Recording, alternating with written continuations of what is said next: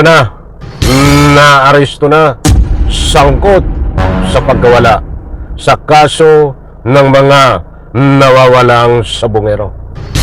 Atong ang sinuyod, ginalugad, tinugis, pinasok ang kanyang pinagtataguan. Alright, welcome back to my YouTube channel. I'm Andy's Vlog.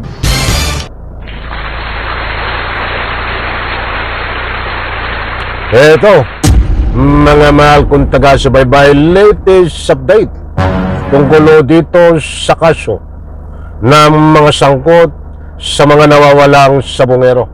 Aba, may nahuli po na naman mga kaibigan at sinilbihan ng arrest warrant.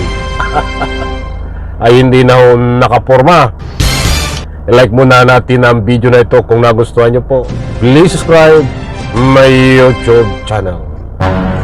Sa bisa ho ng warrant of arrest, hinuli ho ito nga sangkot sa pagkawala ng mga sabongero na di umano sila ang kumitil ng buhay. Nako, ay matindi ho ito mga kaibigan. Siyempre, paano nahuli mga kaibigan? At dito pala sa puntong ito ay ginalugad, pinasok ang lihim na pinagtataguan ni Atong Ang. Nako, magugulat ho kayo.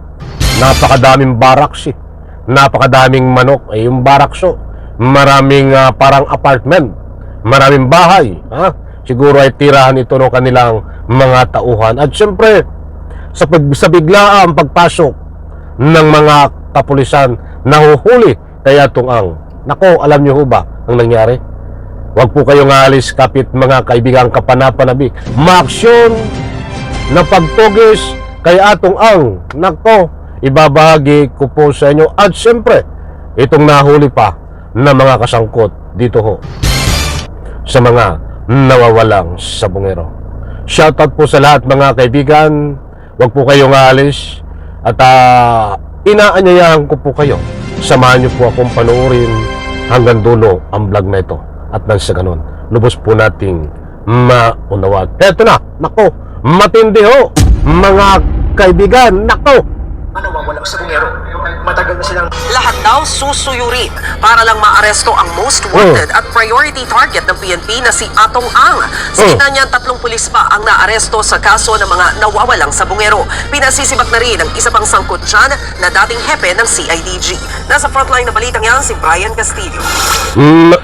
Maliwanag po mga kaibigan na nahuli ang sangkot dito ho sa mga nawawalang sabongero.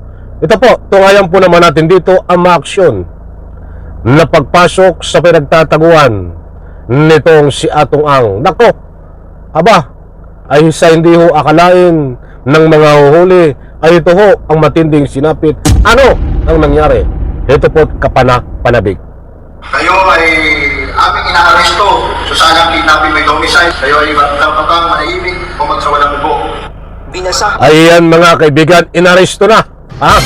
Inaresto na mga kaibigan itong mga sangkot. Sangkot sa pagkawala ng nawalang sabongero. Aba, ay kulong kayo ngayon. Ituloy po natin. Ng Miranda rights ang 3 pulis na ito bago sila arestuhin. Nakaharap sila sa 6 counts ng kidnapping with homicide na nilabas ng Lipas City RTC Branch 13 dahil sa mga nawawalang sabongero. Matagal na silang nasa restrictive custody ng PNP sa Camp Crame. Sa Lipaco, tinutugis na rin ang isa pang dating pulis na si Henry Sasaluya na kabilang din sa mga pinaka-aresto. Bago yan, una na niyang sinabi sa News 5 na handa naman siyang sumuko. Patuloy din hinahanap ang... Ayan mga kaibigan, disclaimer lang hindi ho tayo nagpapakalat ng anumang fake news. Maliwanag po dito na naaresto na itong ilang pang sangkot sa pagkawala ng mga sabongero na di umano ito ay mga tauhan ni Atong Ang nasangkot o pinoprotektahan si Atong Ang na mga pulis. Mga pulis ang inaresto mga kaibigan. Ito ho yung panibagong arrest warrant na inalabas kahapon. Ito ho, kasunod ho nito, ang pagpasok naman sa pinagtataguan ni Atong Ang. Ano ang mangyayari, mga kaibigan? Mahuhuli ba si Atong Ang o makikita ba doon sa pinagtataguan? Ito ho, kapanapanabik. Huwag po kayong alis, panoorin niyo po at pakinggan. Most wanted na si Atong Ang. Pinuntahan ng mga pulis ang magkahiwalay na farm sa Sinaloan at Magdalena sa Laguna. Ginilugad lang bawat sulok pero hindi siya nakita. Wala rin siya sa farm na pagmamay-ari umano ng kapatid niya sa Mabitak, Laguna.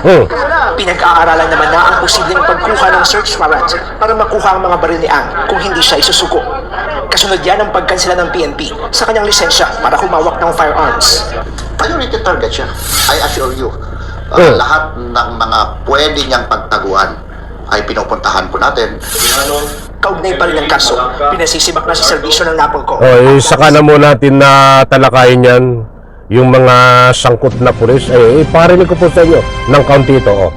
ADG Chief na si Police Brigadier General Romeo Macapaz. Napatunayan daw sa investigasyon ng ahensya na nagkasala siya ng grave misconduct at conduct unbecoming kasalukuyang Regional Director. Ano yung si General Kapas ba to? General Macapas na pinasisibak ko dahil sangkot dito ho sa ika nga po'y pagprotekta kay Atong Ang. Saka po natin talakayin yon para hindi tayo marambol. Mga kaibigan, maliwanag naman po diyan na pinasok ang pinagtataguan ni Atong Ang at sinuyod. Mga kaibigan, marami yung ari-arian na ang pinuntahan. Ang ending ho, hindi pa rin nauhuli si Atong Ang. Yan ho ang latest update, mga kaibigan. Nagalawan ng mga kinaukulan, subalit hindi pa rin nauhuli si Atong Ang. Disclaimer lang ho, at baka naman kayo ay ma-misinterpret. Ang nasabing nahuli ho dito na sangkot ay itong mga pulis na yun na yung iba ay naka-restrictive custody sa ilang himpilan ng pulisya. Yung po ang hinuli, binasahan ng Miranda rights at nilipat ho sa kulungan, mga kaibigan. Kasunod doon yan, ang pagtugis naman sa kinaroroonan di umano ni Atong Ang, subalit hindi naman po natagpuan. Buti ho, nang tayo ay nagkakaintindihan. Muli po, gusto ko munang kunin ng inyong panig. Naniniwala po ba kayo na itong si Atong ang mastermind dito ho sa pagkawala ng maraming sabungero na pinaniniwalaan ayon sa mga ebidensya ay wala ng buhay? Sa comment section po, inaanyayahan ko kayong magbigay ng anumang public opinion. Abangan po dito mamaya ano pang latest update dahil anytime mo pwedeng mahuli si Atong Ang sa bisa ng arrest warrant. Sa like ko sa video nito, maraming salamat. Bye-bye. Palakpak.